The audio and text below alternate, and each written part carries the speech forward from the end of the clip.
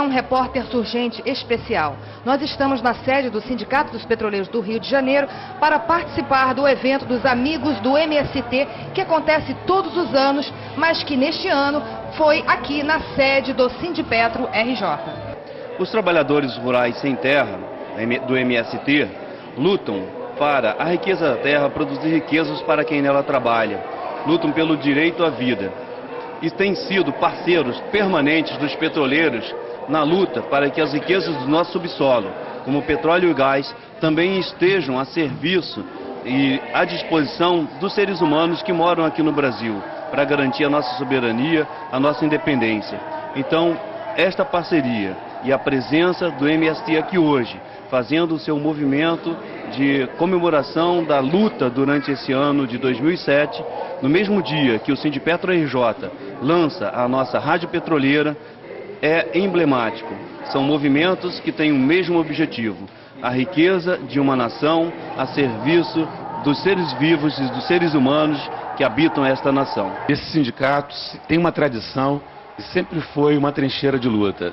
Por isso mesmo, a gente se sente honrado e orgulhoso de estar aqui hoje dentro do nosso sindicato, sem nenhuma vaidade, mas com muito orgulho, fazendo essa abertura da nossa rádio junto com esse evento muito importante, que é essa festividade com fraternização do Movimento Sem Terra, que é um outro grupo de real importância na luta e na mobilização do trabalhador brasileiro. Qual a importância da realização deste evento? Eu penso que esse evento tem um peso simbólico extraordinário, porque simboliza a articulação e a junção de lutas sindicais com a luta dos movimentos sociais que hoje estão se unificando em torno de uma agenda particularmente importante para o país e para a luta dos trabalhadores, que é a luta contra um processo de neocolonialismo que está em curso em nosso país, que passa, de um lado, pela grande concentração de terra no que diz respeito ao hidronegócio e ao agronegócio. Nós estamos aí acompanhando com muita apreensão a situação do Vale de São Francisco, onde Dom Capio está numa greve de fome muito difícil. E de outra parte, nós temos pelos petroleiros a luta também particularmente importante pela defesa das reservas energéticas do país. Durante os anos 80, nós tivemos uma espécie de falso antagonismo entre movimentos sociais e sindicatos. E eu penso que hoje, tanto os movimentos sindicais como os movimentos sociais que estão organizando as lutas, que estão protagonizando as lutas, não tem outra alternativa senão construir uma síntese superior, que é justamente a síntese da unidade da classe trabalhadora. Então tem esse peso simbólico, e particularmente nos petroleiros, que eu creio que para todos os lutadores do país, nós temos a lembrança do significado da luta dos petroleiros quando Fernando Henrique Cardoso, para iniciar as reformas neoliberais, que nós poderíamos caracterizar melhor como contra-reformas, utilizou como símbolo da força e da hegemonia neoliberal que estava se afirmando naquele momento, o duro ataque aos petroleiros. Hoje, quem está na alça de mira da repressão, da criminalização, de assassinatos, é o Movimento Sem Terra. Então, isso acaba possibilitando um simbolismo de lutas, de unidade, que é particularmente significativo para as lutas do século XXI. E qual a importância da comunicação comunitária nesse processo de transformação? A comunicação comunitária hoje é decisiva, porque nós não vamos conseguir fazer o enfrentamento aos conglomerados das comunicações por meio de outros conglomerados. Nós não teremos esses outros conglomerados, nem queremos ter esses outros conglomerados. Então nós temos que fazer uma espécie de guerrilha de comunicações, utilizando diversos tipos de mídia que cheguem à população, aos setores sociais que estão organizando as lutas. Então nós temos hoje um acervo muito importante, que são jornais sindicais, que são jornais como o Brasil de Fato, que são as TVs comunitárias que estão sendo construídas, e também com as televisões populares que estão surgindo em diversas partes, com sindicatos, com movimentos sociais, que de alguma forma estão disputando uma hegemonia. Acompanhar, por exemplo, o que foi a luta de Oaxaca no México nos dá muitas indicações, porque quando os movimentos estavam no maior enfrentamento, na luta mais áspera, mais dura, os movimentos tiveram a clareza de que o embate tinha que se dar também em torno das ideias, da forma como a população recebe as informações.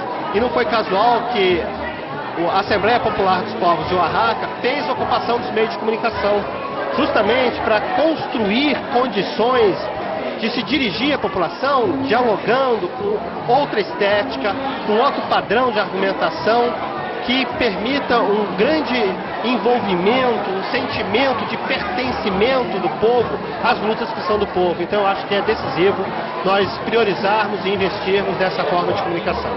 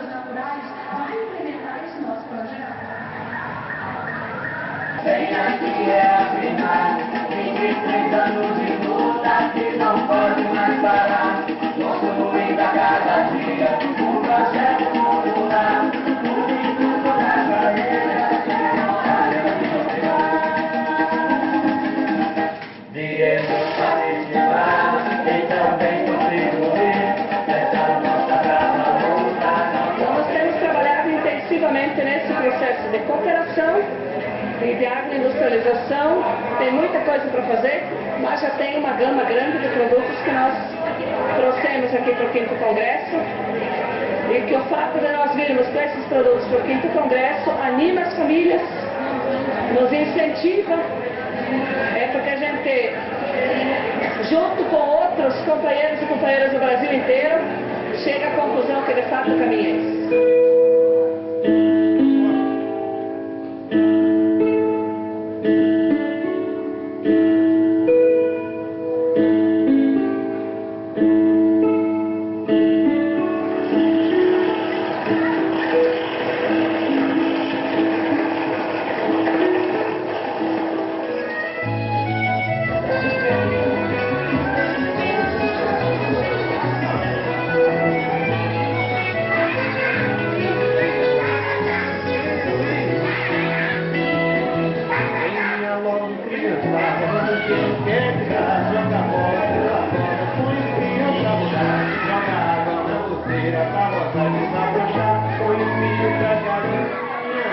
Não deixa a preguiça chegar. Show preguiça, pois nós somos eterninhos, não tá na nossa lista. Show preguiça, pois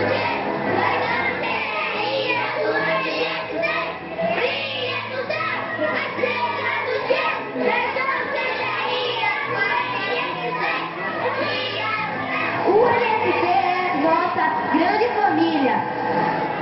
Somos centeninhos porque somos do MST. Estamos aqui no 5º Congresso Nacional participando da Escola Itinerante Paulo Freire, com 1.000 crianças vindas dos 24 estados, de onde o MST está organizado.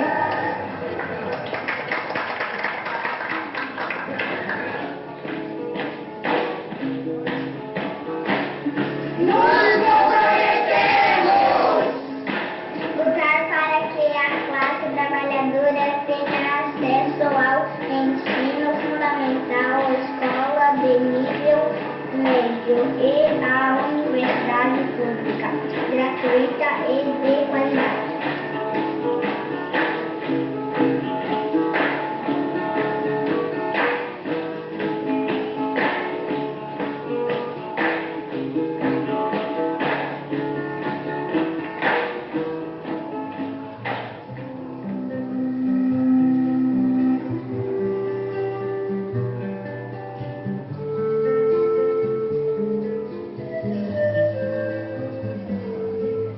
Muito obrigado.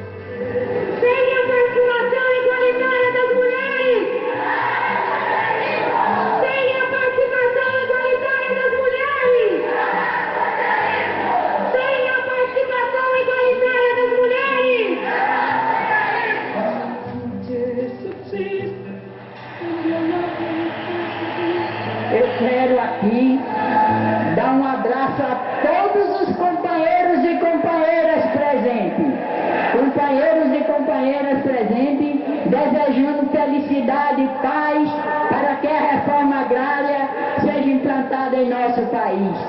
Para que, antes que aconteça eu morrer, que já estou com 82 anos, eu tenha conhecimento de que foi implantada a reforma agrária em nosso país, o Brasil.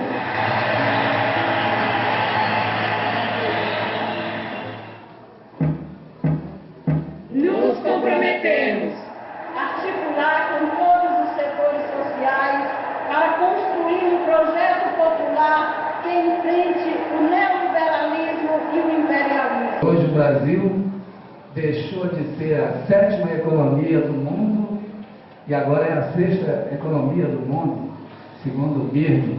Né? Estamos ombro a ombro com a Rússia, na frente da Espanha e do México. Esperamos que essa riqueza, que na verdade o nosso PIB aumentou, o Brasil hoje representa 3% do PIB mundial. Que esse dinheiro não seja para aumentar o lucro dos bancos, né? O lucro das multinacionais. Né? A gente espera que essa pujança, esse crescimento do Brasil sirva para melhorar as políticas sociais, né? Melhorar a saúde, a educação, a segurança pública, né? E aí eu queria dizer que os petroleiros, a categoria da qual eu tenho a honra, o prazer de fazer parte, que ficou muito conhecido agora pelo peladão que fizemos em frente à sede da companhia e em frente ao palácio do governo, protestando contra a discriminação com os aposentados, né? Aposentados que construíram a Petrobras e têm seu contrato de trabalho rasgado, não respeitado pelo governo Lula, que é o acionista controlador da Petrobras, e lamentavelmente pelos sindicalistas que estão hoje dentro dirigindo a Petrobras. Então a gente tirou a roupa, mas também junto com a MST ocupamos no dia 27 a sede da Agência Nacional dos Petroleiros. O petroleiro, os peladões não foram, porque grande parte do movimento social estava representado na ocupação da ANP, mas os petroleiros fizeram questão de estar na vanguarda junto com a MST, ocupando contra esses criminosos leilões do petróleo. Os petroleiros do Rio de Janeiro foi o primeiro que botou palanque no Rio de Janeiro na campanha de 89 do Lula. Né? E aí a gente esperava mais do governo. Nós apoiamos esse governo, achamos que o Brasil está melhor, mas nas principais lutas sociais a gente não vê esse avanço. Na reforma agrária, na questão dos leilões do petróleo, né? Na questão da distribuição de renda, né? Acho que tinha que prorrogar o CPMF, mas é essa a proposta do governo. A gente esperava que o governo Lula taxasse as grandes fortunas, né? Taxasse as grandes fortunas, que o governo Lula, né? Diminuísse a carga tributária em cima dos salários, né? Imposto de renda em cima dos salários, né? Salário do trabalhador e do salário do aposentado, né? E a gente vê também com tristeza que grande parte da esquerda brasileira está no governo, né? E infelizmente a gente esperava que eles estivessem lá como porta-voz da reforma agrária, né? Das políticas sociais, públicas, né? Mas não. Na verdade o que a gente vê é uma briga pelo poder, para galgar cargos melhores, para ganhar mais dinheiro. Infelizmente isso tem acontecido. Então nós não vamos dar trégua, seja o governo Lula, a ANP, as multinacionais. Vamos lutar e temos certeza que vamos contar com o apoio do MST para a gente cancelar esses leilões e rever todas essas áreas petrolíferas e de gás para o nosso país. Pelas ruas, a passos largos. Os dominadores fazem planos para 10.000 anos. Só a força os garante. Dizem que tudo ficará como está. Nenhuma voz se levanta além da voz dos dominadores. mercado da exploração se diz em voz alta: este é apenas o começo. Entre os oprimidos, muitos dizem: jamais realizará o que queremos. O que ainda vive, nunca diga jamais. O seguro não é seguro. Nada ficará como está. Quando os dominadores falarem, falarão também os dominados. Quem se atreve a dizer jamais? De quem depende a continuação desse domínio? Se não de nós. De quem depende a sua destruição? Igualmente de nós. Os caídos se levantarão. Os que estão perdidos, que lutem. Como podem calar-se quem conhece a situação? Os vencidos de hoje serão os vencedores de amanhã. E o novo hoje nascerá do jamais.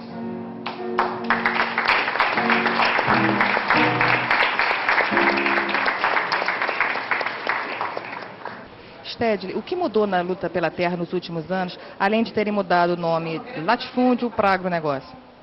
Mudou muita coisa. Como você disse, em primeiro lugar, mudaram os proprietários de terra.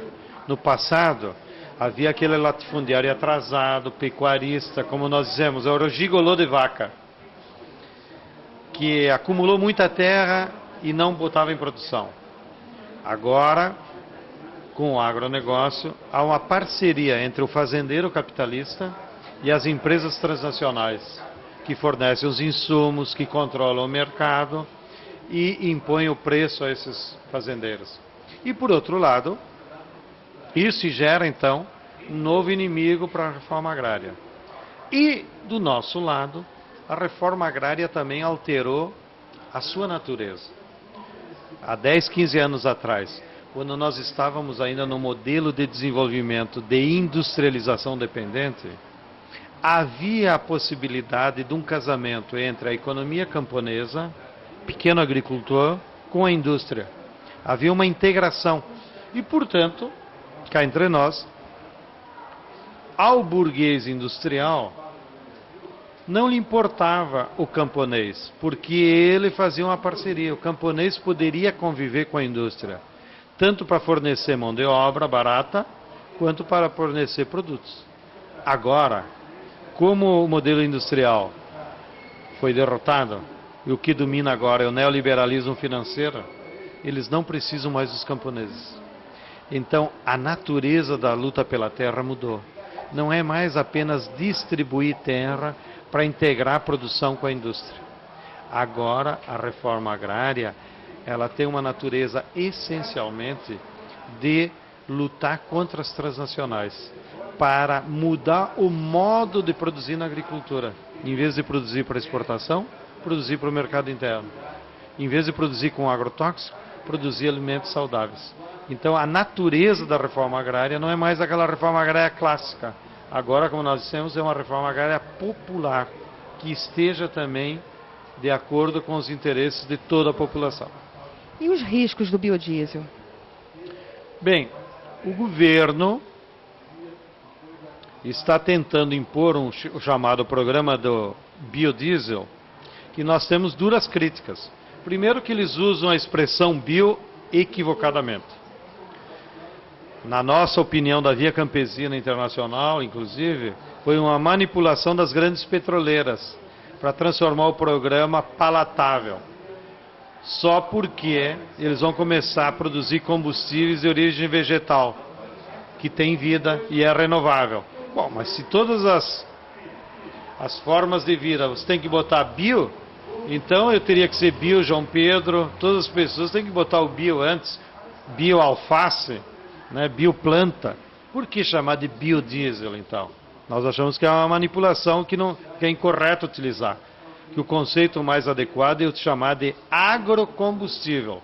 Ou seja, uma energia que você produz na agricultura de origem vegetal. Que pode ser a partir do açúcar, no caso da cana, ou dos óleos vegetais, no caso do amendoim, da soja, do milho, né? Do pinhão manso, do azeite de dendê. Então, o governo brasileiro, nós achamos que ele está muito influenciado apenas com a visão petroleira, de apenas pegar parte da produção vegetal e adicionar no diesel, para diminuir o seu grau de poluição. Nós dizemos o seguinte: nós temos que pensar a produção de agrocombustível com uma outra filosofia. Pensando não no petróleo, mas pensando em combustíveis que realmente não poluam. E ao mesmo tempo que a forma de produzir esses combustíveis não seja através do agronegócio, em grandes extensões de terra, controlado pelas multinacionais, que é o que eles estão aplicando no Brasil com o etanol. Quem que vende álcool para a Petrobras? Grandes usinas, né? Que concentram a renda. Nós dizemos, esse modelo está equivocado, esse modelo só produz poluição, ele destrói a biodiversidade e, portanto, aumenta o aquecimento global também. Nós temos que produzir o álcool ou o óleo vegetal em pequenas unidades de produção, na forma de policultura combinada com a produção de alimentos, para que o pequeno agricultor aumente sua renda também. E que a industrialização desses produtos sejam em unidades industriais de micro-usina, e não grandes usinas, como a Petrobras está acostumada.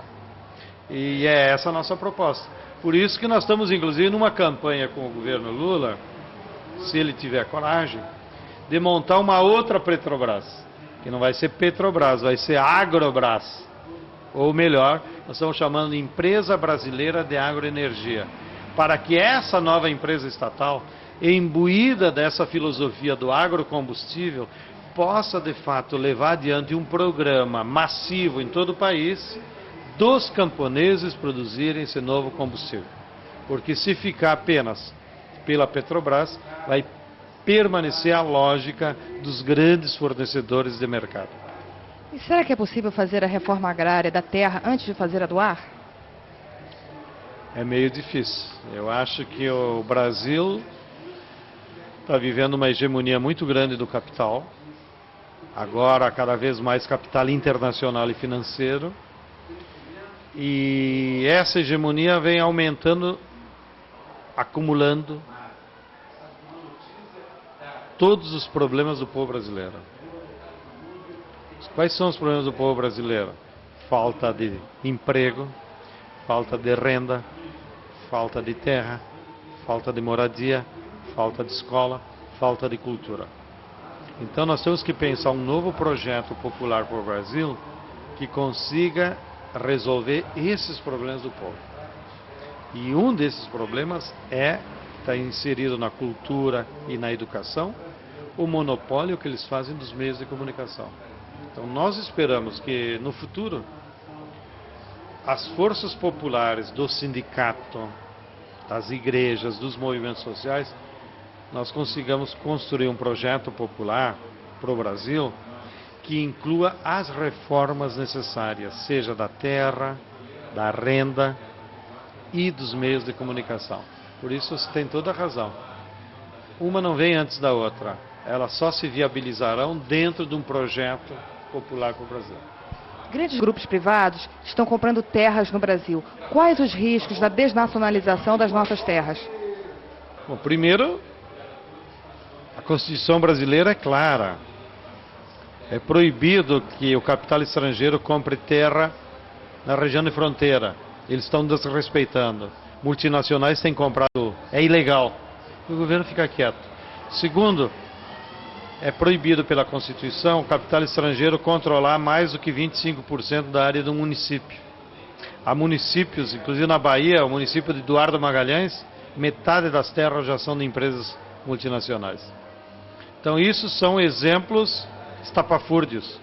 Mas nós estamos vendo com preocupação esse avanço do capital estrangeiro sobre as nossas terras, porque isso fere não só de impedir a reforma agrária, mas isso fere a soberania nacional. Porque quem que controla 100 mil hectares que a Stora Enso finlandesa comprou no Rio Grande do Sul? Só eles. Nem o exército entra lá. E quem sabe o que eles vão plantar lá, além do eucalipto? Eles podem fazer o que querem. Então, Já de cara, já nem estão respeitando a Constituição brasileira. Então, isso é um problema já de segurança nacional, de soberania. Isso extrapola a questão da reforma agrária. E é por isso que espero que o governo crie coragem e que as forças nacionalistas desse país nos ajudem a impedir que as multinacionais continuem comprando terra. Lívia, como está a luta pela terra no estado do Rio de Janeiro? Então, o estado do Rio de Janeiro já existe o Movimento Sem Terra há 11 anos. O Movimento Sem Terra chegou enquanto organização em 1996. E desses 11 anos para cá, o movimento territorializou-se no Rio de Janeiro nas 4 regiões do estado, né? Na região norte fluminense, na região dos lagos, na Baixada, região metropolitana do Rio e na região sul fluminense. E nós, nesses 11 anos, então, estivemos avançando tanto na territorialização como também na organicidade do Movimento Sem Terra. E nesse processo é claro que, conforme avançou a organização do Movimento Sem Terra, avançou também os conflitos de terra. No estado do Rio, os principais locais em que o conflito de terra é muito grande está presente na região norte fluminense, onde fica a região dos Campos de Goytacazes, onde tem o grande latifúndio, então, da cana. Esse é um dos principais desafios de nossa luta hoje, que é a cana. Principalmente nesses últimos anos, nesses 3 últimos anos, onde está havendo, então, novamente um novo incentivo da produção de cana. Esse conflito retoma, então, na região norte fluminense. E na região sul fluminense, o que tem colocado muito enquanto conflito é o eucalipto, que também tem aparecido no cenário e tem sido também um outro monocultivo de embate com a questão da territorialização e da realização da reforma agrária. Então, esses são os principais conflitos. É claro que na região Baixada Fluminense a gente encontra uma especulação imobiliária muito grande, assim também como na região Lagos Fluminense, onde é uma região de turismo, que também se encontra uma grande especulação imobiliária. Só sai reforma agrária, com a aliança camponesa e operária. Nossa segunda tarefa é resistir, entrar bem organizado e enfrentar pra não cair. Só